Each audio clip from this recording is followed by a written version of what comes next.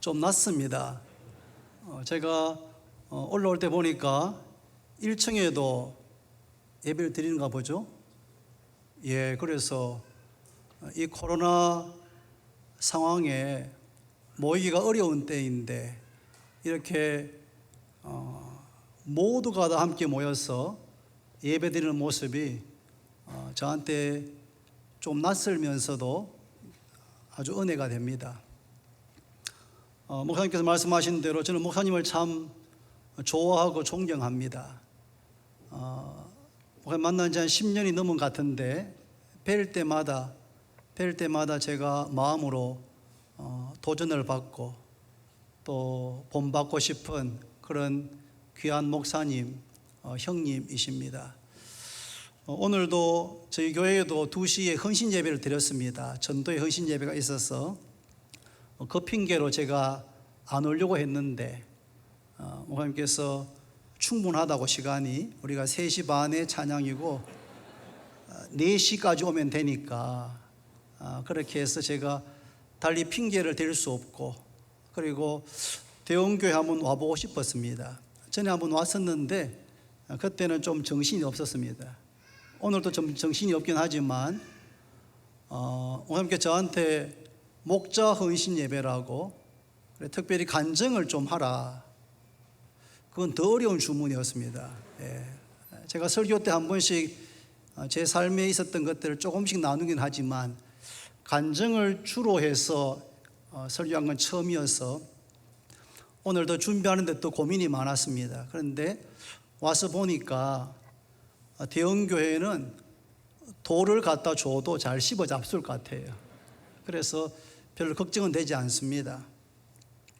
한번 기도하겠습니다. 하나님 아버지, 귀한 교회 불러주시고 부족한 종의 삶 가운데 하나님께서 베풀으셨던 은혜들을 겸손하게 나누면서 피차 은혜를 받고 특별히 영혼 사역하는 이 일을 함께 진력하고 하나님의 나라를 세우고 교회가 더욱 교회다워지는 그런 일에 우리 모두가 헌신하기를 원합니다. 하나님, 마음을 다스려 주시고 옥토와 같이 되게 해주시고 말씀이 능력 가운데 선포되게 하셔서 말씀이 마음에 심겨지게 하시고 30배, 60배, 100배로 열매를 맺게 해 주시기를 원합니다. 이미 훌륭한 교회이지만 더욱 주님께서 더 흡족해 하시는 그런 교회로 계속해서 성장하고 성숙하고 확장되어지도록 은총을 더하여 주옵소서. 예수님의 이름으로 기도드립니다. 시편 139편은 다윗의 시입니다. 다윗이 지은 시. 하나님이여, 주의 생각이 내게 어찌 그리 보배로우신지요. 그 수가 어찌 그리 많은지요. 내가 세려고 할지라도 그 수가 모래보다 많도소이다. 내가 깰 때에도 여전히 주와 함께 있나이다. 다윗은 자신을 향하신 그리고 다른 하나님의 백성들을 향하신 주의 생각이 보배롭다. 주의 생각이 보배로우시다. 그리고 그 수는 바닷가에 있는 모래만큼 모래보다 더 많다. 그렇게 자신의 경험을 고백하고 있습니다. 제가 전도사 사역을 제일 처음 시작한 곳은 서울에 있는 내수동 교회였습니다. 그때 박이천 목사님께서 담임하셨는데 박이천 목사님은 예수님을 믿고 20살부터 성경을 하루에 4시간씩 읽기를 70세 은퇴가 되실 때까지 빠뜨려 본 기억이 없다고 하실 만큼 하루에 4시간씩 성경을 읽으신 분이고 지금 연세가 94세인가 그러신데 지금도 저희 교회에서 부흥회 하실 때 지금도 눈이 나빠서 그렇지 하루에 2시간 이상씩 성경을 읽고 있다. 그런 말씀을 하신 정말 한국교회의 보배 같은 그런 어른이십니다. 그분께서 매 1월달, 2월달에 대신방을 하시는데 저는 그때 교육전사였지만 서너 명의 교육전사들이 대신방에 좀 참가하기로 대신방을 따라다니면서 학교에서는 신방에 대해서 잘 배우지를 못하니까 목사님을 통해서 직접 현장에서 신방 가서 어떻게 하는지, 어떻게 말씀을 전하시는지를 저희가 배우고 싶어서 대신방에 참여하도록 부탁을 드려서 한 주씩 그렇게 참여했습니다. 하루에 한 7, 8가정을 신방하는데 정말 기가 막힌 각 가정에 어떻게 저렇게 적절한 말씀을 찾아서 전하실까 감탄할 정도였습니다. 하루는 구역장의 인도로 한 가정의 아파트에 신방을 갔습니다. 들어갔더니 어린아이 아들, 취학 전인 한 6, 7살 된 아들과 여집사님이 계시는 그런 집이었습니다. 이야기를 들어보니까 남편께서는 서울대학교를 나오고 장래가 촉망되는 그런 분이셨고 내수동대학부 출신으로 목사님께서 총회하셨던 그런 집사님인데 대신방을 받으시기 얼마 전에 암으로 돌아가신 그런 가정이었습니다. 그런 안부를 묻는 걸 제가 들으면서 적혀져 있는 찬송을 부르는데 제 머리가 하얗게 되었습니다. 제가 만약에 신방을 인도한다면 이런 분, 신실하신 집사님을 갑작스럽게 떠나보낸 미망인 앞에서 아들을 혼자 키워야 되는 이 어머니 앞에서 내가 무슨 말씀을 전할 수 있을까? 제 머리가 하얗게 되는 것 같았습니다.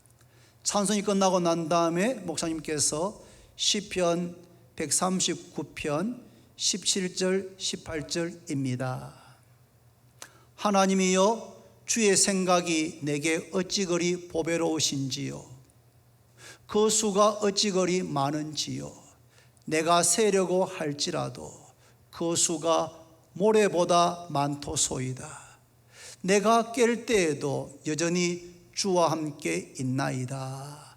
이 구절을 읽으시고 집사님 얼마나 힘드십니까?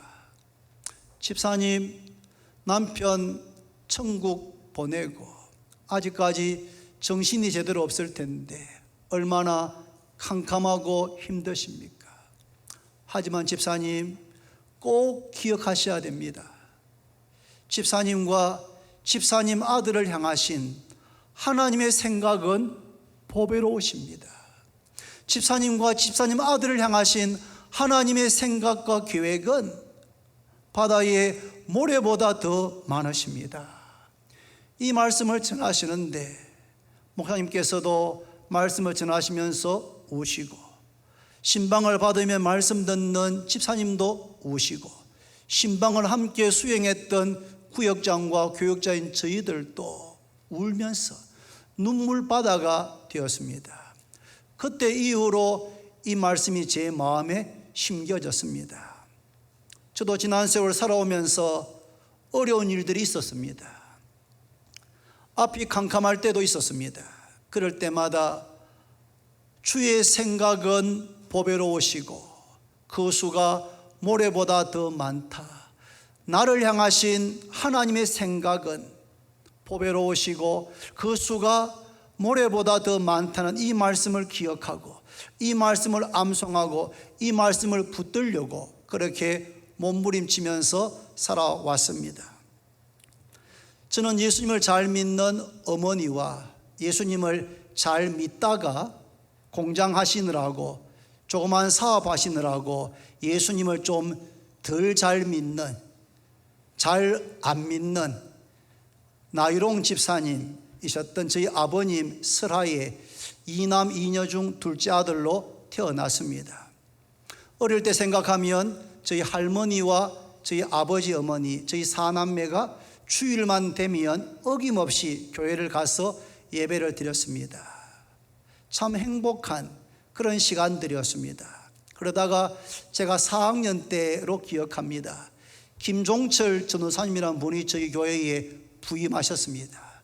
이분은 열심히 아주 대단하신 분이었습니다. 그래서 겨울 방학 때 주일학교 학생들을 데리고 약 40일 동안 새벽 기도를 했습니다. 새벽 기도를 아침 6시에. 그래서 동네 다니면서 친구들 문 두드려서 깨워가지고 6시에 한 3, 40명이 한 40일간 새벽 기도를 했습니다. 새벽 기도마다 이 전사님은 매일 설교 주제는 십자가였습니다. 십자가의 고난에 대해서 매일 설교하시고, 그리고 찬송가, 십자가와 관련된 찬송가 그 가사의 의미를 우리한테 설명해 주었습니다. 그래서 말씀 듣고 그 찬송을 부르면 그 찬송가 가사의 의미가 이제 이해가 되었기 때문에 찬송을 부르면 저도 모르게 눈에서 눈물이 났습니다. 함께 부르는 주일학교 학생들이 하염없이 눈물을 흘렸습니다. 돌이켜 생각해 보면 그때 하나님께서 은혜를 많이 주셨던 것 같습니다. 예수님의 십자가 죽으심이 초등학생인 4학년인 저에게 깨달아졌습니다. 그것이 나를 위한 죽음이고 나의 죄를 위한 죽음인 것이 제가 알게 되었습니다. 이제 겨울 방학이 다 끝나가서 2월 달이었는데 이제 새벽 기도가 마쳐질 때가 되었습니다. 전사님께서 어느 날 찬송하고 난 다음에 눈을 다 감게 했습니다. 그런 다음에 콜링을 하죠. 콜링을. 앞으로 너희들 가운데 커서 목사님이 될 사람, 선교사가 될 사람 손들어 봐라. 갑자기 느닷없이 너무 충격적인 질문이었습니다. 손 안 들면 새벽 기도 열심히 안 한 것 같이 느껴졌습니다. 그러나 그 질문이 너무 저한테 어린 나이지만 생생하게 와닿았습니다. 그래서 신중한 결정을 내리기 전에 눈을 살짝 떠서 봤습니다. 딱 이렇게 실눈을 뜨고 보니까 형들이 손을 많이 들고 있더라고요. 제 친구들도 손을 들고 있었습니다. 그래서 저도 손을 들면서 하나님께서 원하시면 제가 목사가 되겠습니다. 하나님께서 원하시면 제가 목사가 되겠습니다. 어린 나이지만 제 인생을 걸고 하나님께 드렸던 첫 번째 서원 기도였습니다. 저는 확신합니다. 초등학생들도 은혜를 받을 수 있습니다. 초등학생들도 자신의 삶을 하나님께 헌신할 수 있다고 저는 확신합니다. 중학교 3학년 때 유정심 전사님이라는 분이 저희 교회에 부임하셨습니다. 여자분이셨습니다. 얼마나 예쁘시고 얼마나 사랑이 많고 따뜻했는지 모릅니다. 그런데 기도할 때는 사자같이, 기도할 때는 아주 강력하게 기도하시는 그런 분이셨습니다. 중학생들을 데리고 공휴일 전날은 주암산 기도원으로 데려가셔가지고 밤새 철야 기도를 하게 했습니다. 그날이면 남편 목사님도 같이 오셨습니다. 오셔가지고 밤새도록 두 분이 번갈아 가면서 설교하시고 찬송하고 기도했는데 주제는 항상 성령님에 대해서입니다. 성령님. 회개해야 되고 성령 충만을 받아야 된다. 밤새도록 설교 본문은 달라지는데 주제는 같습니다. 회개해야 되고 성령 충만 받아야 된다. 그리고는 손을 들고 찬송을 부르는데 천부여 어접 손 들고 옵니다. 3절까지를 부르는데 끝날 때가 되면 다시 천부여 어지옵소서, 끝날 때가 되면 다시 천부여 어지옵소서. 제가 세아려 봤습니다. 24번을. 여러분, 학생 때입니다. 청소년 중3 때, 사춘기 때, 반항심이 있을 때입니다. 찬송을 계속 반복해서 부르는데 제가 열이 받더라고요. 아니, 이럴 수가 있나? 이건 너무 비상식적이다. 팔이 아파 죽겠습니다. 팔을 내리고 싶은데 내릴 수가 없어요. 그 분위기상. 그런데 이상하게 최근에 중동부에 나온 친구들이 찬송 부르다가 회개하는 겁니다. 그냥 찬송만 불렀어요. 말씀 듣고. 그런데 애들이 막 떼굴떼굴 구르면서 자기 어머니 돌아가신 것처럼 울면서 회개하다가 방언하고 난리가 나는 겁니다. 그래서 제가 후회했습니다. 이럴 줄 알았으면 죄를 좀 평소에 많이 지어 놓을 걸. 저는 정말 모범생이었습니다. 착실한 아이였습니다. 그래서 평상시에 부모님께서 하지 마라 한 것 한 적이 거의 없습니다. 그러니까 회개할 게 없는 거예요. 회개할 게. 아무리 생각해도 내가 전도한 친구는 막 회개하고 제가 압니다. 걔 나쁜 짓 많이 한 거를. 회개할 게 많은데 저는 회개할 게 없어요. 그래가지고 막 정말 밤을 새우면서 회개하게 해달라고 몸부림치면서 죄가 좀 생각나게 해달라고. 그런데 새벽쯤 되었는데 하나님의 사랑이 폭포수같이 제 마음에 부어지는 거예요. 하나님의 사랑이 제 마음에 부어지면서 전에 했던 잘못들이 생각나기 시작했습니다. 저도 친구들 치면서처럼 가슴을 치면서 회개했습니다. 하나님 용서해 달라고. 그때 하나님의 사랑이 제 머리로가 아니고 제 마음에 부어졌습니다. 제 마음에 부어졌습니다. 그러면서 제 삶이 달라졌습니다. 저 자신의 대한 생각이 달라졌습니다. 열등감이 좀 있었습니다. 열등감이 완전히 사라졌습니다. 기도원에서 밤을 새워 기도하고 새벽에 아침 6시 돼서 내려오는데 세상이 달라 보였습니다. 나무들, 새, 돌, 하늘, 이것들이 전부 다 저를 보고 헬로 수영하는 것 같았습니다. 수영아 반가워. 정말 세상이 정말 아름답게, 세상이 너무나 다르게 보이기 시작했습니다. 저 같은 모태신앙인 사람들은 BC와 AD가 없어서 고민이 많습니다. 저 모태신앙입니다. 태어나면서부터 교회를 다녔습니다. 그러다 보면 BC, Before Christ, 주전과 AD, 아노 도미네, 주후, 예수 만나기 전과 만난 후, 예수 믿기 전과 후가 너무 희미합니다. 구별이 잘 없습니다. 중간에 고등학교 때, 대학교 때, 30대에 예수 믿는 사람들은 그게 너무 분명합니다. 예수 믿기 전과 예수 믿은 후의 삶이 너무나 분명하기 때문에 언제 내가 예수 믿었는지, 언제 내가 영접했는지, 언제 내가 거듭났는지에 대해서 말할 수 있습니다. 그런데 저 같은 모태신앙인 사람들은 그게 늘 고민입니다. BC가 언제인지, 언제부터 AD인지가 잘 모르겠습니다. 신앙의 체험이 없는 것이 고민입니다. 그렇게 자랐던 제 친구들, 교회 잘 다니다가 고등학교 가고 대학 가면서 대학 교회를 많이 떠났습니다. 그런 고민 때문입니다. 그런데 저는 하나님의 은혜로 그 전사님 때문에 주암산 가서 밤새도록 손들고 25번인가 4번 찬송 부르다가 소위 말해 깨졌습니다. 하나님의 사랑이 제 마음에 부어졌습니다. 부인할 수가 없습니다. 하나님은 살아계신 것과 하나님께서 날 사랑하셔서 하나밖에 없는 아들 주신 것에 대해서 의심의 여지가 없었습니다. 체험적인 신앙이 되었습니다. 우리 교회도 그렇고 신앙의 1세대들이 있습니다. 청년 때, 30대 때 예수 믿은 분들, 그런 분들은 그 집안에서 신앙의 1세대입니다. 체험이 있습니다. 변화에 대한 분명한 간증이 있습니다. 그런데 그런 분들이 자녀를 낳으면 자녀들은 모태신앙입니다. 자녀들은 태어나면서부터 교회를 데리고 다녔습니다. 여러분, 영어를 배울 때도 외국에서 배우는 거하고 한국에서 배우는 거하고 좀 다릅니다. 우리 큰애는 영국에서 영어를 배웠습니다. 그래서 영국 사람처럼 영어를 배웠습니다. 그런데 둘째는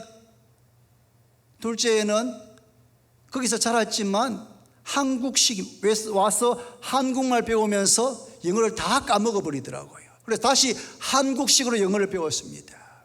영어하는 방식이 다릅니다. 여러분, 예수 믿는 것도 1세대 분들과 모태신앙인 자녀들이 좀 차이가 있습니다. 1세대 분들은 나는 예수 늦게 믿었으니까 너는 어릴 때부터 교회만 다니면은 저절로 거듭나고 저절로 믿음 갖겠지 생각하시는 좀 약점이 있습니다, 여러분.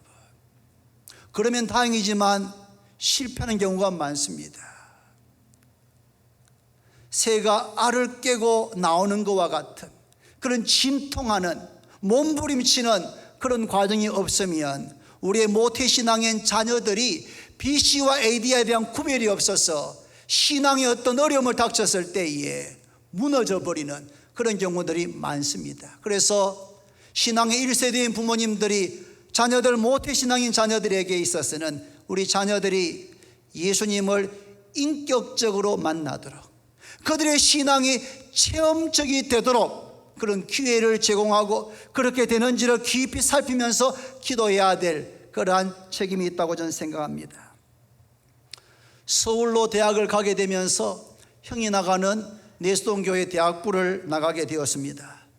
내수동교회 대학부라는 곳은 조금 특별한 곳입니다. 왜냐하면 1970년대 유신 정권, 80년대 군사 정권이 들어서면서 서울을 비롯한 많은 교회의 대학생들이 교회를 다 떠났습니다.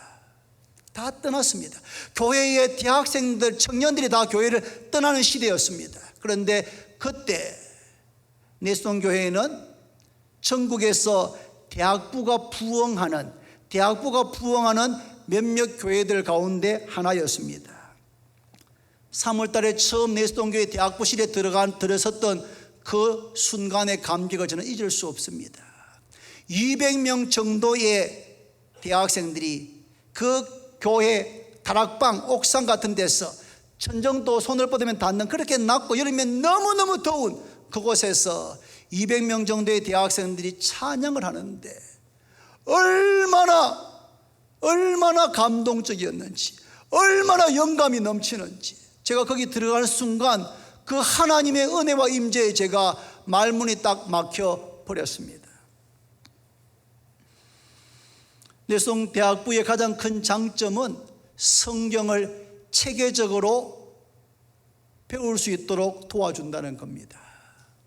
약 2년간은 내비게이터 선교에서 나온 그 교재를 가지고 성경을 주제별로 공부하게 해주고, 그 과정이 끝나면 성경을 요한복음부터 책별로 공부하도록 그렇게 가르쳐 줍니다. 개인적으로 큐티, 경건의 시간을 하도록 강력하게 권면합니다. 그리고 PBS 퍼스널 바이블 스터디를 해서 잘 준비해서 그룹 바이블 스터디에 참여해서 내가 준비한 그 말씀을 나누면서 풍성한 은혜들을 그룹 바이블 스터디에서 경험하게 주었습니다.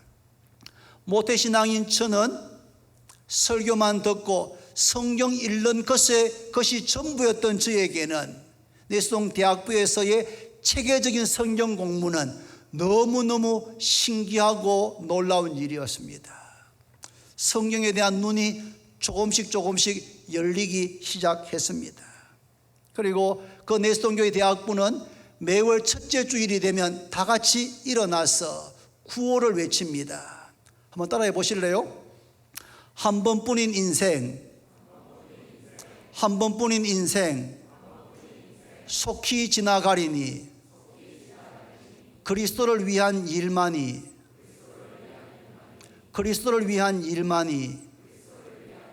영원하리라.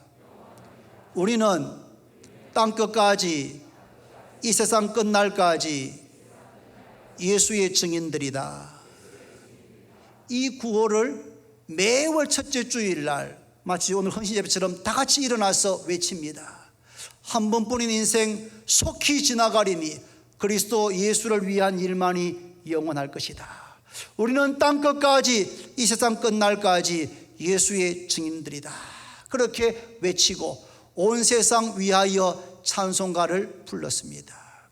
그때 선배 형제자매들, 친구들, 그때 우리 대학부 형제자매들의 꿈은 성공하는 것이 아니었습니다. 출세가 아니었습니다. 취직도 아니었습니다. 돈을 많이 버는 것도 아니었습니다. 그때 우리의 꿈은, 우리가 함께 나누었던 비전은 우리가 각 분야의 전문가가 되자. 각 분야의 전문가가 되자. 각 분야의 전문가가 되어서 하나님께서 그 길에 우리를 심으시면 거기서 주님께 하듯이 우리가 그 일을 하고 하늘의 밀이 땅에 떨어져 썩는 것처럼 썩어지자. 그래서 이 땅에 예수의 계절이 오게 하고 이 땅에 하나님의 나라가 확장되게 하자. 그것이 그때 대학부에 있었던 형들, 누나들, 형제자매들이 만날 때마다 했던 이야기입니다. 한 번뿐인 인생 속히 지나간다. 그리스도 예수를 위한 일만이 영원하리라. 우리는 땅끝까지, 이 세상 끝날까지 예수의 증인들이다. 그렇게 외치면서 전문가가 되고 그 전문직에서 예수의 계절이 오게 하고 하나님 나라가 확장되는 일을 위해서 우리가 평생을 살기로 그렇게 서로 이야기를 나누었습니다. 92년 3월에 신학대학원에 입학했습니다.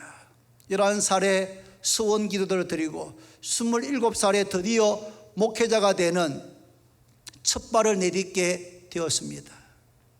기숙사에 생활하면서 새벽 기도하고 채플에 예배를 드리고 성경과 신학을 공부하는 것이 너무 가슴 벅차고 신나는 과정이었습니다. 부족함이 너무 많이 느껴져서 기도했습니다. 하나님, 제가 신학대학원 1학년인데 2학년 될 때까지는 제가 공부에 집중해야 되겠습니다. 제가 너무 모르는 게 많아서 안 되겠습니다. 그래서 사역은 내년부터 할 수 있도록 하나님 허락해 달라고 그렇게 기도를 드렸습니다. 그런데 입학하고 2달 뒤에 4월 마지막 주에 박익천 목사님께서 부르셨습니다. 수영 형제, 다음 주부터 고등부 전도사로 좀 섬기셔야 되겠습니다. 제가 분명히 하나님께 말씀을 드렸습니다. 아니라고. 그런데 목사님께서 말씀하셨어요. 그래서 제가 안 됩니다라고 말씀을 드리려고 했는데 당회에 들어오라 했습니다. 당회에 들어가니까 제 전임자가 열린교회 목회하시는 김남준 목사님이십니다. 그분이 사임서를 내고 이제 교회를 개척하려고 인사하고 있는 거예요. 저의 의사와는 상관없이 다음 주부터 전도사 생활을 시작해야 되는 겁니다. 4월 신대원 들어가고 2달 뒤의 일이었습니다. 그래서 제가 당회에서 나와서 교육관, 일천 교육관에 무릎을 꿇고 기도했습니다. 하나님, 지금까지는 제가 저의 시간 계획에 따라서 살았습니다. 하지만 오늘 이 순간부터는 하나님의 스케줄에 따라서 하나님께서 정하신 시간 계획에 따라서 살기로 제가 작정합니다. 저는 분명히 1년 뒤라고 말씀드렸는데 하나님께서는 2달 만에 하라고 하시니 제가 순종하겠습니다. 그렇게 하고 양지 기숙사에 들어갔습니다. 기숙사에서 밤마다 기도굴에 가서 기도했습니다. 하나님, 이건 아닌 것 같습니다. 이건 아닌 것 같습니다. 하나님, 그 고등부 학생들, 그 영혼들을 저같이 준비한 내 사람에게 맡기시겠습니까? 이거 뭔가 잘못된 것 아닙니까? 만약에 하나님께서 결정하신 거라면 저한테 분명한 증거를 보내주십시오. 분명한 증거를 보여달라고 기도원같이 막 그렇게 하고 싶었습니다. 손뭉치 갖다 놓고 막 그렇게 할까 마음도 먹었습니다. 그런데 하나님께서 정하신 일이면 저한테 분명한 증거를 보내달라고 매일 밤마다 몇 시간씩 기도했습니다. 금요일이 될 때까지 아무 응답이 없었습니다. 이제 이틀 뒤면 주일날 가야 되는데 마음이 초조했습니다. 금요일에 새벽 기도를 마치고 기숙사에 와서 성경책을 폈습니다. 그때 통독하는 순서가 예레미야 1장이었습니다. 예레미야를 읽는데 이렇게 되어 있었습니다. 여호와의 말씀이 내게 임하니라. 내가 너를 모태에 짓기 전에 너를 알았고 내가 배에서 나오기 전에 너를 성별하였다. 예레미야가 말합니다. 슬프도소이다. 주 여호와여 보소서 나는 아이라 말할 줄을 알지 못하나이다. 제가 지난 4일 동안 매일 밤마다 했던 기도입니다. 하나님, 저는 어립니다. 고등부 교사가 다 저 대학부 선배들입니다. 어떻게 거기서 제가 설교하고 사역할 수 있겠습니까? 저는 어립니다. 그렇게 계속 기도했는데 너는 아이라 하지 말고 너는 아이라 하지 말고 내가 너를 누구에게 보내든지 너는 가며 너가 내게 무엇을 명하든지 너는 말할지니라. 너는 그들 때문에 두려워하지 말라. 성경책을 펴서 읽는데 마치 하나님께서 제 귀에 대고 수영아 너는 아이라고 말하지 마라. 너 더 이상 아이가 아니다. 너 더 이상 어리다 하지 마라. 내가 너를 누구에게 보내든지 너는 가면 된다. 내가 너에게 무엇을 명하든지 너는 말하면 된다. 두려워하지 마라. 담대해라. 내가 너에게 명한 것이다. 그렇게 저의 귀에다 대고 말씀하시는 것 같았습니다. 그보다 더 분명한 하나님의 증거가 없었습니다. 그래서 5월 첫 주부터 전도사로서의 사역을 시작했습니다. 3년간이었습니다. 너무 힘들고 어려운 시간이었습니다. 최선을 다해서 노력했지만 영혼들이 변화되지 않는, 아이들이 변화되지 않는, 학생들이 변화되지 않는, 제가 할 수 있는 모든 노력을 다했지만 한 영혼을 변화시킬 수 없는 그 무능함에 3년 동안 정말 사망이 엄침한 골짜기를 지나는 것과 같은, 제가 은혜 받고 난 다음에 11살 때 중3 때 은혜 받고 난 다음에 저는 아주 긍정적인 믿음의 사람이었습니다. 말씀을 들을 때마다 어른 예배 때 제일 앞에 와서 앉아서 들었습니다. 말씀이 귀에 쏙쏙 들어왔습니다. 그 말씀대로 순종하고 삶이 많이 변화되어졌습니다. 자신감이 넘쳤습니다. 뭐든지 할 수 있을 것 같은 그런 마음이었습니다. 그런데 그 3년 동안 저는 완전히 좌절을 경험했습니다. 제가 열심히 안 한 게 아닙니다. 저의 문제는 너무 열심히 하는 게 문제였습니다. 항상 열심히 했습니다. 열심히 말씀 준비하고 했습니다. 그런데 아이들이 변화되지 않는 겁니다. 정말 힘든 시간이었습니다. 매달 그만두고 싶었습니다. 그런데 친구 전도사가, 이 전도사, 하나님께서 내수동교회 고등부 학생들도 귀하게 보지만 당신을 눈여겨보고 있다. 이 어려울 때에 그 자리에서 인내해야 된다. 피하면 안 된다. 도망가면 안 된다. 그만두면 안 된다. 마치 그 이야기가 주님 말씀처럼 들렸습니다. 그래서 3년을 꽉 채웠습니다. 끝까지 버티고 인내했습니다. 하나님께서 참고 견딘 것을 나중에 지나고 보니까 귀하게 보신 것 같습니다. 94년 12월에 제가 결혼하고 대전에 있는 대일장로교회로 전임 사역자로 가게 되었습니다. 제 아내는 고등학교 때 제 친구의 여동생입니다. 제가 제 친구 집에 놀러 가면 오빠 친구가 너무 멋있게 보였답니다. 제 이야기입니다. 오빠 친구가 왔는데 성훈아 부르는데 목소리가 너무 멋있더랍니다. 교복에서 모습이 너무 멋있더랍니다. 제가 그때는 그랬습니다. 저도 아내도 중3 때, 중학교 때부터 결혼을 위해서 기도했습니다. 하나님께서 예비해 놓으신 배우자를 만나게 해달라고 중학교 때부터 기도했습니다. 그런데 저는 목사가 되기로 어릴 때 소원한 그런 사람입니다. 또 저희 아버지가 제 초등학교 때 공장하다가 부도가 나서 정말 어려운 시간을 보냈습니다. 중학교, 고등학교 때 너무너무 힘들었습니다. 대학 가서도 매 학기마다 알바하면서 등록금 때문에 정말 매번 그렇게 힘든 시간을 보냈습니다. 그랬던 저기 때문에 누군가와 연애해서 누군가를 행복하게 해줄 그런 자신이 저한테는 없었습니다. 그런데 제 아내가 흙 속에 감추어진 보물을 알아봤습니다.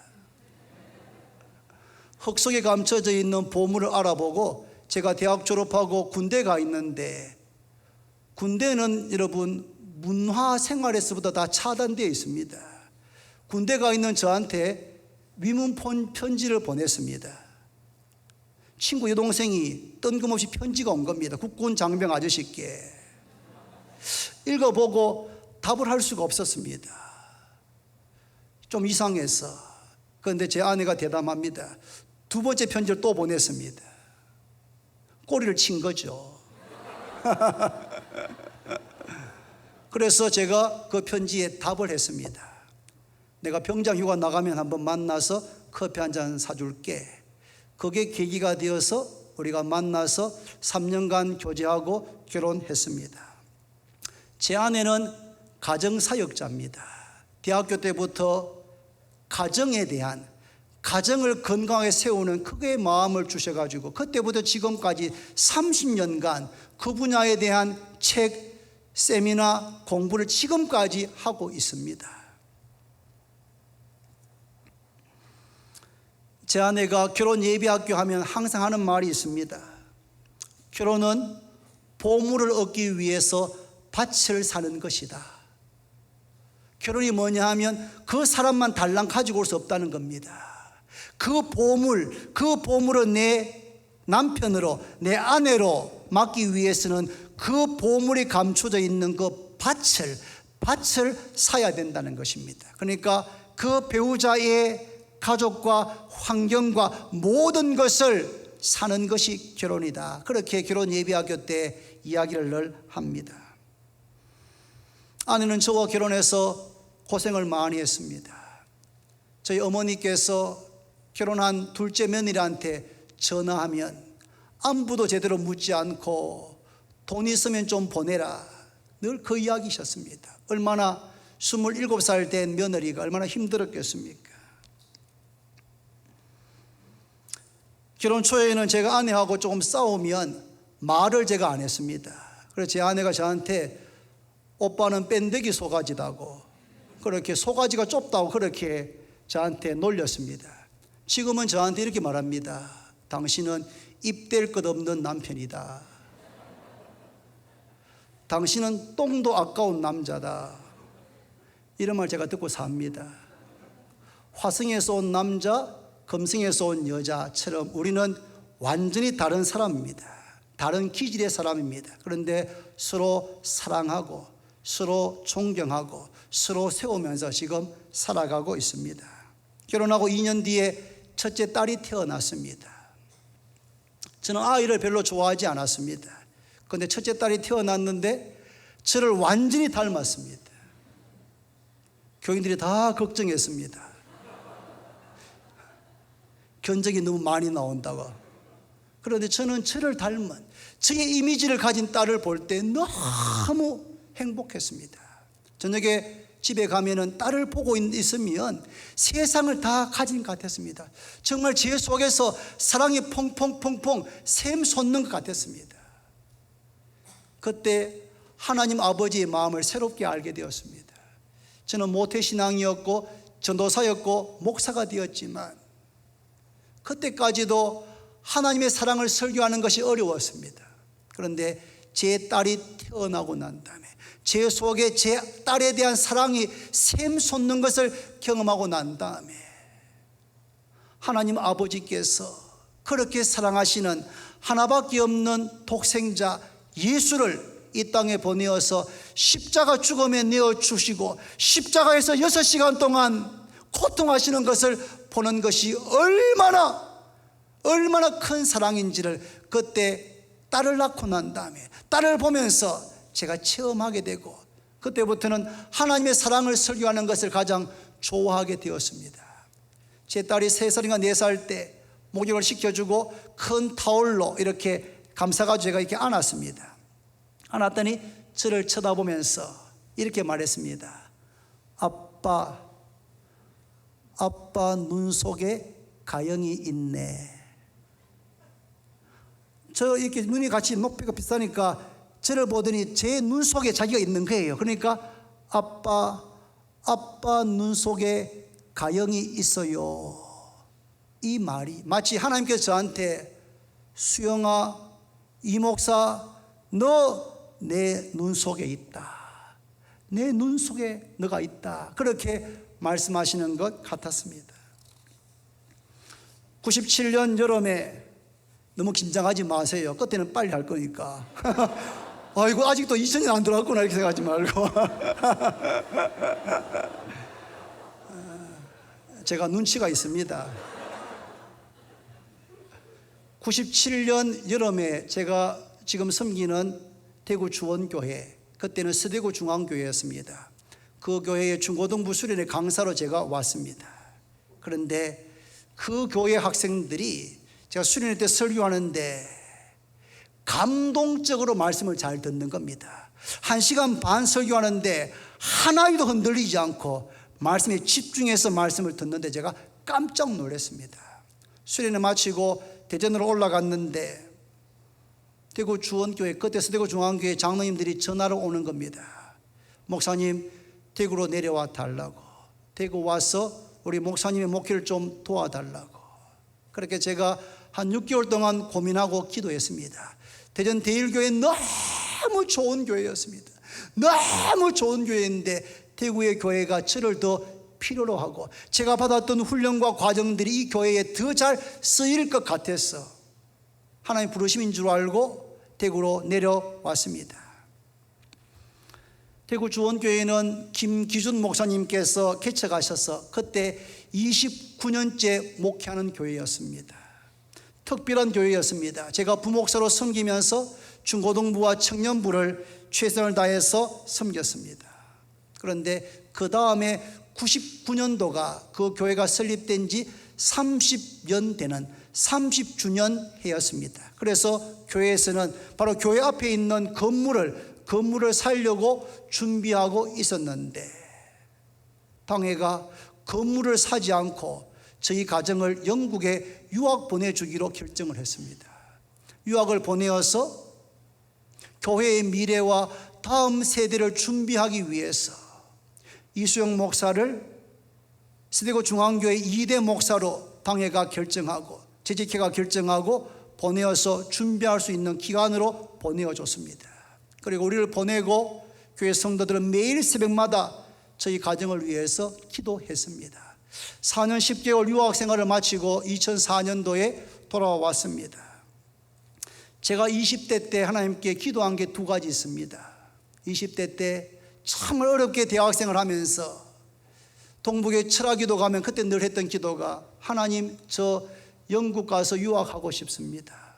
하나님 저 40이 되어서 40살 될 때까지 공부하고 준비하게 해주시고 40살 되면 제가 담임 목회할 수 있도록 하나님 도와주십시오. 그렇게 기도했었는데 하나님께서 영국 유학 다녀오게 해주시고 담임 목사가 된 2005년 10월 15일이 제가 40살 되던 해였습니다. 하나님께서 제가 청년 때 했던 그 기도를 기억하시고 신실하게 응답해 주었습니다. 저는 교회의 주인이신 주님께서 저를 대구 주원교회 두 번째 2대 목사로 세웠다는 것을 확신합니다. 담임 목사가 되고 벌써 15년 11개월이 지나고 다음 달이 되면 이제 16년이 차게 됩니다. 하나님께 너무 많은 감사를, 또 우리 교회 성도들에게 머리 숙여 감사를 드립니다. 우리 원로 목사님은 교회의 기초를 놓는, 교회를 개척하시고 교회를 기초로 놓는 그 일을 위해서 자신의 전생애를 드렸습니다. 목사님은 목회 철학이 천천히 그리고 튼튼이었습니다. 당신 세대에 뭘 이루려 하지 않고 당신 세대에는 교회의 기초를 놓는 그 일에 자신의 평생을 다 바치셨습니다. 제가 담임 목사가 되고 난 다음에 저희 교회를 목회하면서 우리 교회가 가진 장점이 세 가지 있는 것을 발견했습니다. 첫 번째는 모든 성도들이 예배를 너무 잘 드립니다. 말씀을 너무 잘 경청합니다. 말씀을 너무 잘 예배 드리는 그런 예배 드리는 훈련이 너무 잘 되어 있습니다. 두 번째는 성도들이 헌금을 드리는 훈련이 되어 있습니다. 힘에 지나도 최선을 다해서 헌금을 하는 것이 훈련되어 있고, 세 번째는 목회자를 정말 존중하는, 오늘 아침에도 2부 예배 때 장로님께 기도할 때 하나님 우리의 영적 아버지이신 목사님께서 한 주간 기도하고 준비한 말씀을 전가하십니다. 그 영적 압이라는 말을 들을 때마다 저는 막 소름이 끼치면서 그렇지, 내가 참 압이지, 막 그런 마음이 확 들 정도로 그렇게 목회자를 존중하는 그런 교회입니다. 그런 기초 위에 성령의 능력으로 날아오르는, 성령의 능력으로 비상하는 그런 교회를 섬기기 위해서 최선을 다하고 있습니다. 2019년이 우리 교회 설립 50주년 되는 해였습니다. 우리 교회 출신이고 전 장신대 총장이셨던 김명용 목사님, 그분은 우리 교회가 개척해서 가마떼기 깔고 교인들 예배 드릴 때 그때 왔던 개성고등학교 학생이었습니다. 서울대학교를 입학했습니다. 그래서 그 교회 교인들이, 전 교인들이 헌금해 가지고 첫 등록금에 장학금을 줬던 그런 분입니다. 그분은 평생 우리 교회를 잊지를 못해서 그분을 초청했습니다. 제가 2004년에 만나고 15년 만에 만났습니다. 너무 반가웠습니다. 은퇴한 노 교수이자 총장이자 노 목사님입니다. 제가 목사님 너무너무 반갑습니다. 제가 담임 목사가 되고 벌써 15년이 다 돼 갑니다. 최선을 다한다고 했지만 한 것이 없어서 너무 부끄럽습니다. 그게 저의 솔직한 고백이었습니다. 그런데 목사님께서 저한테, 이 목사님, 그렇지 않습니다. 교회를 건축했지 않습니까? 교회 건축 하나님의 도움과 권위가 없으면 할 수가 없는 겁니다. 그렇게 진심으로 저를 격려해 주는데 그 말을 듣는 순간 제 마음에 그렇구나 하면서 지난 교회를 건축할 때 일들이 머릿속에 스쳐 지나갔습니다. 저희 교회는 교회를 건축하기 전 1년, 건축할 때 1년, 건축 후 1년, 3년 동안을 1+1 기도를 했습니다. 물론 대형교회 기도에 미칠 바가 못 되지만 저희도 교회를 짓기 위해서 교회 짓기 전에 1년, 짓는 동안 1년, 짓고 1년, 새벽에 나와 기도하고 저녁에서 모여서 기도하기를 3년 동안 했습니다. 저희 교회가 있는 지역은 교회 주변이 아주 이렇게 오래된 집들이 많기 때문에 터파기를 하면은 민원이 제기되어 가지고 공사를 할 수 없는 그런 비산동 동네입니다. 하나님께서 교회 건축하는 동안에 민원이 한 건도 접수되지 않도록 은혜를 주셨고 성도들이 힘에 지나도록 헌금하셔서 교회가 완공되고 입당되게 하셨습니다. 코로나가 시작되고 1년 6개월 동안 저는 하나님께서 왜 코로나를 허락하셨는지 다 이해할 수는 없지만 제 마음에 분명하게 확신되는 것은 마음을 가난하게 해서, 마음을 겸비하게 해서 하나님만 전심으로 의지하라는 하나님의 메시지가 아닌가.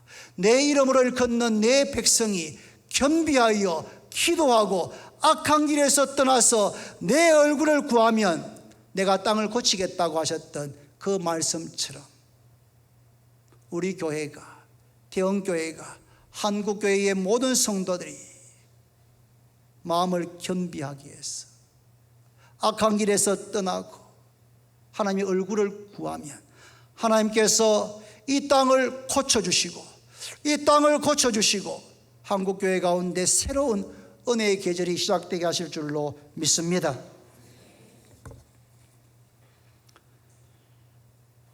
다윗이 이렇게 고백했습니다.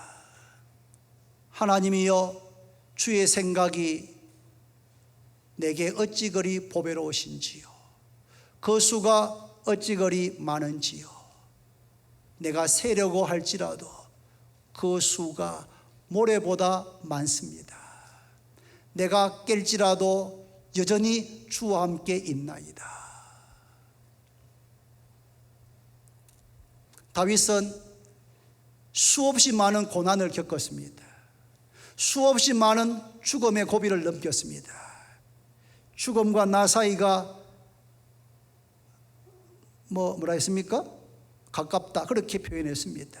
그만큼 많은 위협을 느꼈습니다. 그러나 다윗은 자기를 향하신 주의 생각이 보배롭고 그 수가 모래보다 더 많은 것을 경험했고 고백하고 있습니다. 이것은 다윗만의 고백이 아닙니다. 목사님께서 저한테 간정 중심의 말씀을 준비해달라. 제가 처음 이렇게 준비했습니다. 어려웠습니다, 준비하는데. 그런데 말씀을 준비하면서 제 스스로가 지난 시간을 돌아보게 되었습니다. 요즘 저희 교회가 릴레이 기도하고 있는데 제가 기도하는 시간대마다 들어가서 제 삶을 돌아보면서 하나님 은혜를 한번 헤아려 봤습니다. 이것은 시편 139편 17, 18절은 다윗만의 고백이 아닙니다. 저의 고백이기도 합니다. 저희 아버지가 공장하시다가 부도가 나고 난 다음에 저희 사남매는 아무도 대학 갈 수 없는, 공부를 계속할 수 없는 그런 형편이었습니다. 너무 힘들었습니다. 너무 쪼들리고 괴로웠습니다. 그런데 그때 하나님께 기도했습니다. 말씀에 순종했습니다. 그럴 때마다 하나님께서 길을 열어 주었습니다. 형이 공부할 수 있는 길을 열어 주셨고, 제가 공부할 수 있는 길을 열어 주셨고, 제 동생들도 공부할 수 있는 길을 열어 주었습니다. 하나님께 기도할 때에 먹고 살 수 있는 길을 열어 주었습니다. 하나님께 기도할 때에 사역할 수 있는 길을 열어 주었습니다. 어려움이 없는 것 아니었습니다. 어려움이 있었습니다. 어려움이 있었지만 하나님께 기도하면 보배로운 생각을 가지고 계신 하나님께서 길이 없는 곳에 길을 만들어 주었습니다. 영혼 사역자 이런 표현은 좀 일반적이진 않습니다. 아십니까? 저 잘못 알고 있는 건가? 예. 저는 그 표현이 너무 좋습니다. 그러나 우리 교회에서 쓰면 좀 생소할 것 같습니다. 그런데 아까 제가 목자, 목녀분들의 이 사진도 보면서 뭔가 느껴졌습니다. 영혼 사역을 하시는 분들, 영혼 사역을 하시는 동력자, 목사님의 동력자, 또 저와 같이 영혼 사역 하시는 분들이구나. 영혼 사역을 하는 그런 이 삶의 은혜의 흔적들과 고뇌가 그 얼굴에, 그 희끗희끗한 머리에 느껴졌습니다. 여러분이 섬기는 목원 한 분 한 분에게 하나님께서 보배로운 생각과 모래보다 더 많은 생각과 계획을 가지고 계시다는 사실을 믿고 기억하시기를 바랍니다. 저는 이야기하고 싶어서 왔습니다. 제가 처음 이야기했던 대신방 때 갔던 그 집, 아들과 어머니, 40대 초에 여집사님과 외동 아들, 남편 서울대 나오고 목사님도 총회하셨던 내성교회가 인정하시는 그런 신실한 집사님이셨는데 하나님의 뜻을 다 알지 못하지만 40대 초반의 나이로 데려갔습니다. 그런 상황에 있는 분에게, 그런 분이 우리 목원이라면, 저라면 인간적으로 할 말이 없을 것 같습니다. 내가 무슨 말 할 수 있을까? 그런데 지금 코로나 상황 가운데서 그와 같은 할 말을 잃을 것 같은 그런 어려움, 그런 답답한 상황 가운데 놓인 분들이 있습니다. 우리 목원들 가운데, 제가 섬기는 성도들 가운데 있습니다. 인간적으로 할 말을 잃어버리는, 그러나 그때도 기억하셔야 됩니다. 집사님 얼마나 힘드십니까? 그런데 이것 꼭 기억하십시오. 하나님께서 집사님을 향해서, 집사님의 아들을 위해서 보배로운 생각을 가지고 계십니다. 바다에 모래보다 더 많은 생각을 가지고 계십니다. 그런 목자가 그런 믿음을 가지고, 그런 말씀에 대한 확신과 체험을 가지고 어려움을 당한, 인간적으로 어떠한 말로도 위로하거나 권면할 수 없는 그런 곳에 가셨어도 하나님께서 나와 함께 하시고 나를 위해서 보배로운 생각과 모래보다 많은 생각과 계획을 가지고 나의 삶을 주관하신 것을 기억하면서 순원들, 집사님, 권사님, 성도님 만날 때마다 집사님 많이 힘드시지요. 많이 힘드시겠습니다. 그러나 시편 139편에 다윗이 고백하기를 주의 생각이, 나를 향한 주의 생각이 보배롭고 그 수가 모래보다 더 많다고 고백했는데, 집사님, 저 이 말씀을 믿어요. 그리고 집사님을 향하신 하나님의 생각도 동일합니다. 집사님, 힘내십시오. 집사님, 제가 기도하겠습니다. 저 정말 이 말씀 의지해서 기도하겠습니다. 하나님은 길이 없는 곳에 길을 만드시는 분이잖아요. 일을 행하시는 여호와, 그것을 만들며 성취하시는 여호와, 그의 이름을 여호와라는 이가 이와 같이 이러시도다. 너는 내게 부르짖어라. 내가 너에게 응답하겠고 너가 알지 못하는 크고 은밀한 일을 너에게 보이겠다. 하나님은 일을 행하시는, 일을 만들고 성취하시는, 무너진 다리를 세우시고 광야의 길을 내시고 사막의 강을 흐르게 하시는, 우리가 생각할 때 도저히 불가능한 일, 꿈꿀 수 없는 일을 행하시는 분이십니다. 그런데 그 일을 목자들의 기도를 듣고, 목사의 기도를 듣고, 목녀들의 기도를 듣고 이루시기를 기뻐하시고, 목자가 기도할 때까지 그 일을 미루고 계실지 모르겠습니다. 말씀 맺습니다. 하나님이여, 주의 생각이 내게 어찌 그리 보배로우신지요, 그 수가 어찌 그리 많은지요. 내가 세려고 할지라도 그 수가 모래보다 많도소이다.